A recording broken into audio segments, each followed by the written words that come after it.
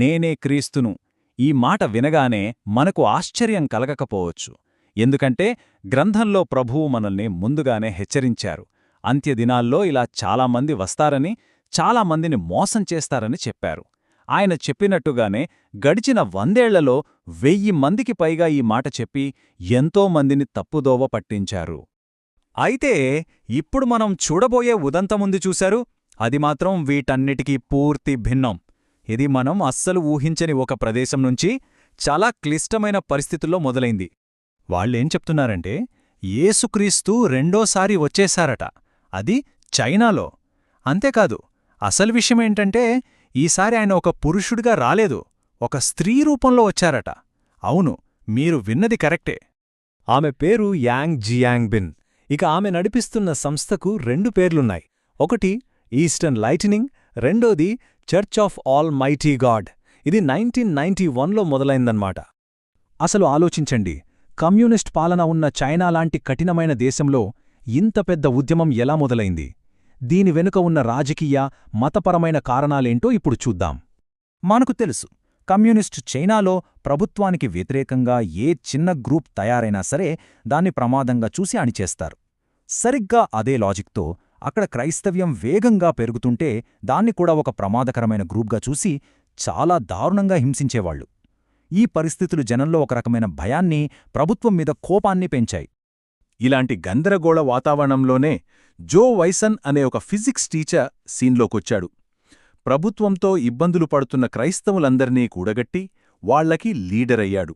ఇక 1991లో తన పాత స్టూడెంటైన యాంగ్ జియాంగ్బెన్ను, ఈమెనే క్రీస్తు రెండవ రాకడా అని అందరికీ ప్రకటించాడు.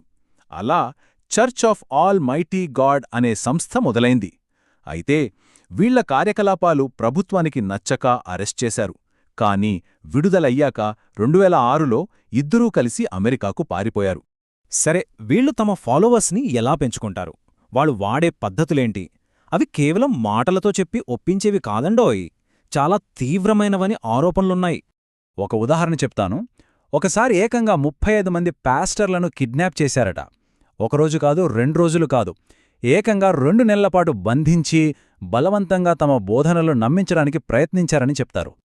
ప్రభుత్వం బ్యాన్ చేసినప్పటికీ ఒక్క చైనాలోనే వీళ్ళకి ఎంతమంది ఫాలోవర్స్ ఉన్నారో తెలుసా? దాదాపు 40 లక్షల మంది. అంటే ఆలోచించండి, వాళ్ల ప్రభావం ఏ స్థాయిలో ఉందో. 2006లో అమెరికాకు పారిపోయారు కదా, అక్కడితో ఆగలేదు. న్యూయార్క్ చుట్టుపక్కల ప్రాంతాల్లో దాదాపు 500 చర్చిలను తమ మినిస్ట్రీలో కలిపేసుకున్నారు. ఇక వీరిమీదున్న ఆరోపణలు వింటే చాలా షాకింగ్గా ఉంటాయి. తమ మాట వినని వాళ్లను హింసించడం, మహిళల్ని అడ్డుపెట్టుకుని మగవాళ్లను బ్లాక్మెయిల్ చేయడం, కొంతమందిని డ్రగ్స్కి బానిసలుగా చేసి కంట్రోల్లో పెట్టుకోవడం, చివరికి హత్యలు కూడా చేశారని తీవ్రమైన ఆరోపణలున్నాయి. వీళ్ల పనులు ఎంత ప్రమాదకరంగా మారాయంటే చైనా ప్రభుత్వం వీళ్ల సంస్థను అధికారికంగా షియేజియో అని ప్రకటించింది. షియేజియో అంటే ప్రమాదకరమైన దుష్ట సమూహం అని అర్థం. అంతేకాదు, వీళ్లని పట్టుకోవడానికే స్పెషల్ పోలీస్ టీమ్స్ని కూడా ఏర్పాటు చేసింది. సరే, వాళ్ల కార్యకలాపాలు అలా ఉంటే అసలు వీళ్ల నమ్మకాలేంటి? వాళ్ళు ఏం బోధిస్తున్నారు? పవిత్ర గ్రంథాన్ని ఎలా తమకు అనుకూలంగా మార్చుకున్నారో ఇప్పుడు చూద్దాం. ఇక్కడే అసలు విషయముంది. వీరికి సొంతంగా ఓ పుస్తకముంది. దాని పేరు the word appears in the flesh. వాస్తవానికి వీళ్లు బైబిల్ కంటే కూడా ఈ పుస్తకానికే ఎక్కువ విలువ ఇస్తారు. ఈ చార్టు చూస్తే మనకు తేడాలు స్పష్టంగా అర్థమవుతాయి. చూడండి, సాంప్రదాయ క్రైస్తవ్యంలో మనం దేవుణ్ణి యేసునామంలో ప్రార్థిస్తాం. కాని వీళ్ళు ఆల్మైటీ గాడ్ అంటే జియాంగ్బిన్ పేరుతో ప్రార్థన చెయ్యాలంటారు. మనం ఇప్పుడు కృపాకాలంలో ఉన్నామని నమ్ముతాం. కాని వీళ్ళు 1991 నుంచే రాజ్యకాలం మొదలైపోయిందంటారు. అందుకే బాప్తిస్వం లాంటివి ఇప్పుడు అవసరం లేదని చెప్తారు. ఇక పరిశుద్ధాత్మ గురించైతే కేవలం వాళ్ల చర్చిలో మాత్రమే పరిశుద్ధాత్ముడుంటాడని వీళ్ల నమ్మకం. వీళ్ల సిద్ధాంతాల్లో కొన్ని ముఖ్యమైనవి చూద్దాం. 1.